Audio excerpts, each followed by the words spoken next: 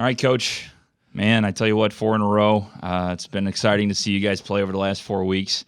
And again, just talk to me about how your team's been playing and the win against Quincy last week. Well, they've been, we've been winning, and I think that's the, the thing that we've asked our kids this year is to just go into every game, giving everything you got for 4 quarters, and it's kind of a. The reflection of last week, I mean, like I said, we're at a point in our program where we just need to get wins. We need to get confidence building. This is, we're not building for the future. We really feel like we want to do something special this year. But for, when you do look at an overall program sake to, from our journey a couple years ago, 2 seasons ago till now, it has been a journey. It's been a building block. And so, the confidence kind of will come, the more that you win and things, because, we weren't really that excited how we played last week against Quincy in certain aspects of the game. We just, we made it's funny. It comes down to 3 or 4 mistakes or concentration errors that keep a team like that in the game at halftime, and we left 18 points on the field. In the first half, where you go into halftime now and you've got basically a 3-touchdown lead, and but instead we kind of we miss a tackle, they get a first down, they score after that on a really perfect pass in the end zone. JP's right there, but it just things were going. It just so. So we're kind of that, hey, we got to keep getting better. We got to fix the little mistakes. But at the end of the day, like you said, we're on a 4-game win streak. We're undefeated in conference, and we're in position to try to, at least have a shot at this conference championship journey with a few to go here. So we're still in the hunt for that. So, so we can't be too discouraged or too disappointed. At the end of that game, I guess actually in the second half mainly, you guys had to fight a lot of adversity. Like you said, the kind of slowish end of the first half. The weather obviously was tough. I mean, consistent rain the entire time, cold. But there wasn't any turnovers. The guys did a good job of hanging on to the football mainly and moving the football.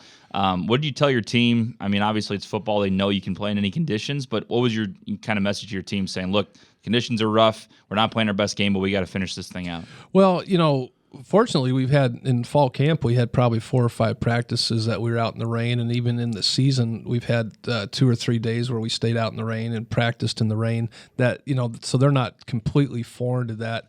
We on Thursday we do wet ball scrimmage or wet ball practices, or I'm just squirting the balls with water bottles and in the middle of the snap and on the center's hand, and trying to just kind of psychologically say, hey, the ball's wet, catch the ball. There is a lot of that. A year ago or a year before this game, when you're kind of scheduling out your trips and what you're going to do, you think it's 2 hours. We'll just drive the day of the game. And then the week of, you're kind of sitting there going, man, was that smart to do? That's always another factor you worry about as a coach. You get up real early, you get on the bus, you're driving 2 hours. That's something that we're not used to. That's not an excuse, but it's a factor sometimes where you just kind of, everybody's got to wake up, stretch their legs, and you just anytime you get out of a routine, you just worry about that. But our guys overcame that. Yeah. I don't think that had any bearing on some of the mistakes we made. It's just so we just praised them for figuring out a way to win and making plays there at the end that needed to shut it down, and they got out of it. And again, the offense did their thing. Peyton and Cade, you talk about it every week, and just the connection they have on 3rd down and long, especially. Cade throws for 5. Peyton has 2 big touchdown grabs. And what's funny, is you guys score a lot of points and move the football. And again, Eric Henneman, kind of a quiet day, didn't really need him. And Najee Jackson. it's like we talk about every week. We sound like broken records, but it's a big part of the season is when one guy, is having a slow week, another guy steps up. And then when the other guy's getting covered, you can open it up the passing game with somebody else. It's so amazing to have all these weapons on this offense. Yeah, and we saw a little bit of that. I didn't see it. We've talked in weeks before in this about, people trying to take Eric out of games, and if they try, you have other weapons out there, and we targeted, Eric had some throws at him. Problem is they had to be those throws where you got to put it just where he's at, because he did have a couple guys on him or underneath him. So Cade's trying to get it to him, on a couple high throws where he has to place it. So, but again, it opens it up, and again. there's some quiet names that you just, 2 or 3 catches a game. You look at Glenn Gibbons. I mean, just an important third down conversion, basically catch, where he makes a couple guys miss because he's so quick and elusive.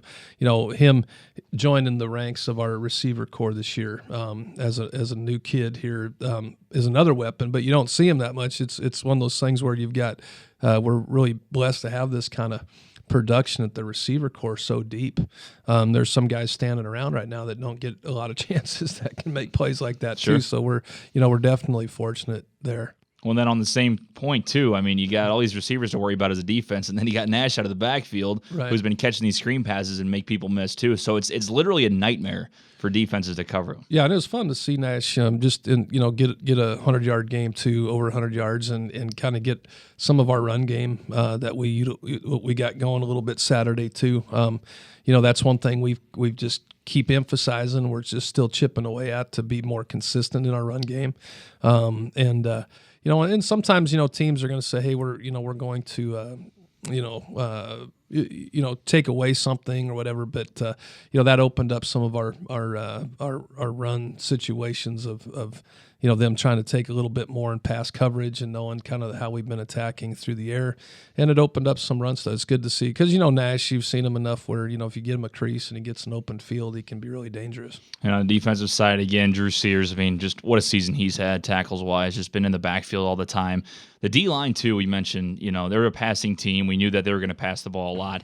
And I feel like, especially in the beginning of that first half, the defense did a good job of kind of squeezing their quarterback and not allowing him some time.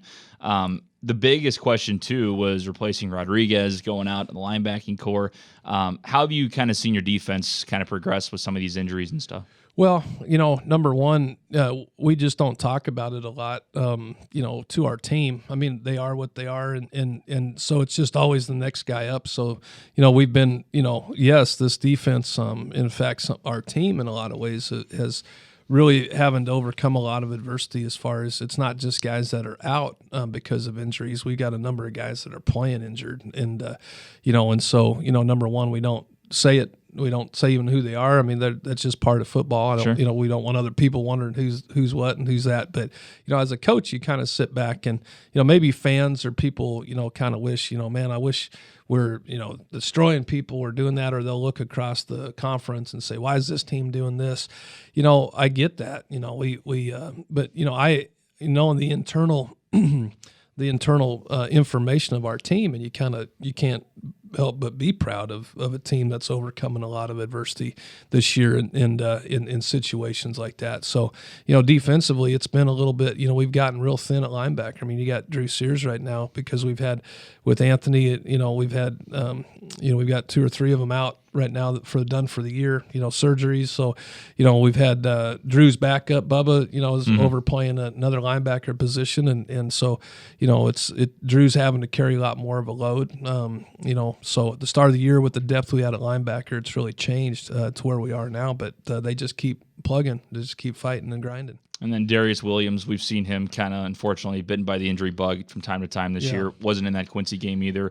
But Lloyd Lockett, especially stepping up with him out. And then obviously Grady having a good season too. Yeah, and, Lloyd's always been just that steady player for us, just always in the right spot. So it's comforting to know. I feel bad. D-Will's been it has been that type of year for him because, I know it's frustrating for him and probably could have played Saturday. Had a little neck spasm issue and things like that from the Saginaw game. And just to not re-injure that, you're trying to get guys through a game. And it helps when you have the depth like Lloyd and Christian Rebay and guys like that can step up, in those guys' place. But, D-Will's back and Phil's back to 100% in his neck. And so he'll be back out there this week. So you guys have won 4 straight now, undefeated in conference. This is the week a lot of people have been talking about. Obviously, as a coach, you guys hear the hype going on with this game. As you mentioned, you look at every team each week as a new challenge and don't look ahead. Some fans have been looking ahead to this one. Let's be honest. Some people this is not a trap game. This is right. That's right. That's right. Some people have been looking at this one. And obviously 5-0 Indy and GLVC. You guys 4-0. preseason ranks first and second. I mean, this is the game a lot of people have been waiting for. So early, I'll ask you what I ask you every week. What do you see from this team? Just this solid football team all the way around. I mean, all three phases, they're really good. That's not coach speak. That's not, hey, give credit. I mean, the reality is they're a very confident team, just because the winning they've done through the years. They're several time over the conference champion in this league. And so they bring on the field, they bring on a lot of confidence, and they really respect the way they play and the way they carry themselves. You've heard me say this time and time again. When I just start to watch film of a team that you're going to play, you just start to look at all three phases. And are they a team that tries to trick you and do a lot of these things? No, they're fundamentally sound. They're well coached, and they line up and they play really good defense, and their offense is very consistent. They've got weapons everywhere. Quarterback's very good and elusive. You got to kind of pay attention to him. If it's not there, he'll pull it down and can hurt you with his legs. And so. It's just a really good football team, and these are the kind of games that you look. I do think sometimes kids have been wanting so bad to be in this position in this program. We haven't been there in a long time, so have we been looking ahead to that? I don't know. I hope not, but there's a chance that last week possibly guys were talking about it a little bit, and you can lose a little concentration to that.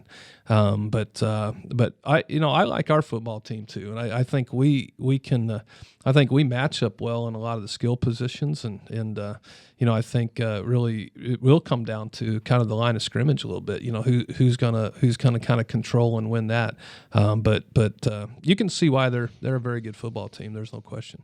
And it's exciting to have it here at home, as we've been talking about, a game like this. And you mentioned for the kids not getting a chance to see this, it's been the fan base too. I've been waiting for an opportunity like this with a big game. Should be a great crowd on Saturday, as we mentioned. I mean, how big is it to be able to be at home and have a game like this here at Hunter? It's huge, and I've just really been, very excited about our crowds and our fans. Just being into the games. I've kind of said that weekly, to turn around and kind of see, that. And I think this week, we're making even a bigger push for our students to come out and kind of educating them on what this game means. And so I think we'll have a good student turnout as well. And it's just kind of. Like I said, this is the two undefeateds right now. It's a big game. It's the comes down to the start of a conference championship. There's still games left, but it's one leg on both programs to get that title.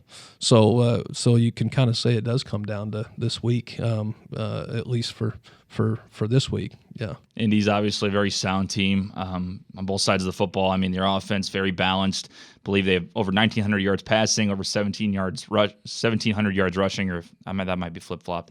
But very sound defense, or very sound offense and defense. The defense only giving up 12 points per game. When you look at this, though, as we talk about, fans kind of sometimes don't dig into the numbers and they look at records. You guys, though, with the 3 losses, all non-conference games against 3 top opponents, and all those games besides Eastern Washington, which is an FCS school, within 1 touchdown. So if you really look at it, both these teams very similar. You guys match up very well with Indy. We've talked about that off air before. And it's a game that some people might be looking at saying, well, Indy's ranked and Lindenwood isn't. That makes more sense that they should beat Lindenwood. But if you look at it on paper, and if you look at the actual games that you guys have played compared to them, it's a very similar team. It's a very similar structure. Well, I agree with that assessment. And, it's, fans, obviously with all the tools out there and the speculation and the websites that, you'll see people post of, what's the probabilities and all this stuff. That's kind of the fun part for fans. And, sure. But that's why they play the game. It's, we're considered an underdog in this game. I totally get it. You look at the probability of win and all that kind of stuff and percentages. But, it's fun to kind of be, I told our team this week, you never fear your opponent. You always respect your opponent. And, the pressure really is not on us. It's like everybody's expecting Indy to win except, us in our room.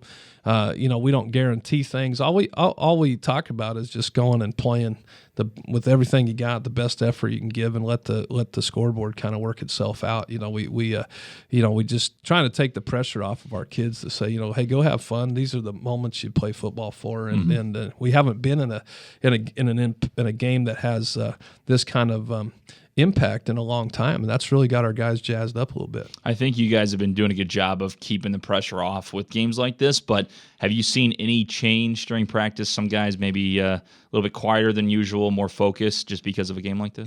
Actually, yesterday's practice was just it wasn't tense, or you just didn't feel that at all. I mean, I think now they you kind of wish this wasn't the case, but yeah, did we have one of our better Tuesday practices of the season? Without a doubt, yesterday. I mean, it's one of those things where the kids they came out from their service teams, freshmen, everybody. I mean, everybody's dialed in, had a great practice. I assume we'll have another one like that today because they know the implications. And so, what I'll do at the end of the year is say, hey, remember that week of practice. If you guys do that every week, and the times that we've won, when we got on our win streak, they've really bought into when you practice well, you play well. Right.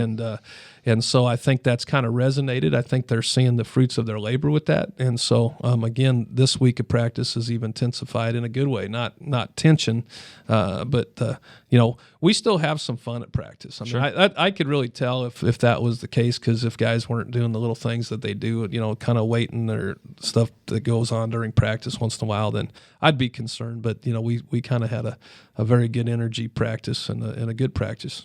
In a game like this, we've mentioned, it's night and day. It's with a lot of teams, especially that are successful. But from week 1 to week 8, you see sometimes maybe 2 full quarters they play, then to 3, and then to 4 eventually by the end of the season. Against a team like Indy, you'd agree, and I think their coaches are saying the same thing to them against Lindenwood, that you had to play a full 4 against a team like this. So, as you mentioned, you kind of keep the pressure off your guys, but how do you let them, just remind them, hey, it's just a good team. You play the same way you do every week. Just play a full 4 quarters, and like you said, let the chips fall where they may. Well, I think sometimes as a coach, you want to go into every game and kind of have some of these wins, lopsided wins like Indy's had this year against a lot of opponents. But I think our journey to this point has really helped us here. We've had to win games in the fourth quarter. We've had to play all 4 quarters and everything. All of our guys have been playing 4 quarters for the most part, and sometimes, you kind of look at Indy and when they, kind of their first, second, third quarter and their fourth quarter, and obviously being able to stay healthy helps you. They're putting other guys on the field and putting some of their young guys on the field, which is great. But we've had to play a lot of games to the end, and we've played very similar teams to Indy. You look at run games like Saginaw Valley, and you look at Eastern Washington and a quarterback like that. So we've faced a lot of teams that are very similar.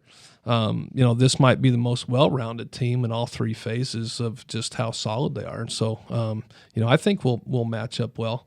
And I'm excited about our team too. I think it's we have some weapons and stuff too that is causing them a little bit of concern. I know, I know they're feeling that a little bit as well. Well, I'm sure this is a reason why you get into coaching is for games like this. Absolutely. The energy, not for the players, but for you guys. I'm sure get the nice butterflies and the nerves, and it makes football. Just all part of it. So, Coach, last question I got for you. What are some goals you have, not only for the players, but for your guys, coaching staff, and what are some main things you want to see on Saturday? Well, number one is to cherish the moment. Just go enjoy the day. As far as like you said, these are the moments that you come and play college football for. So our goals, number one, is just to stick to the message I've said probably the last 4 weeks is 4 quarters, best effort you can give. You're going to make some mistakes, move on from those mistakes to the next play, and just give every effort that you can. I think coaching wise, we have to, we do have a young football team. And so I think as a coaching staff, we have to protect them a little bit. And it's made us as coaches have to think ahead a little bit on some things to kind of help them, put them in the best situations. And that's caused us to really think out ahead of, coming into a game, some of the ways to protect them in some situations, but give just best efforts, man. That's all we ask for, and let the chips fall where they may. The Lions host the number 8 ranked team, University of Indianapolis Greyhounds, on Saturday, November 2nd. It'll be at 1 p.m. here at Hunter Stadium. Again, Indy 7-0, 5-0 in conference. The Lions 5-3, 4-0 in the GLVC. Should be a great matchup. If you cannot make it out to Hunter Stadium, however, you can always listen to it on 89.1 The Wood on your FM dial or online at 891thewood.com with myself, Jack Leach, and Dominic Hosher, or you can tune in to the video stream on LUSN, the Lindenwood Sports Network, or the GLVC Sports Network. Coach, big game Saturday. Excited to see the atmosphere and see you guys play, and good luck. Thanks, TJ. Look forward to it.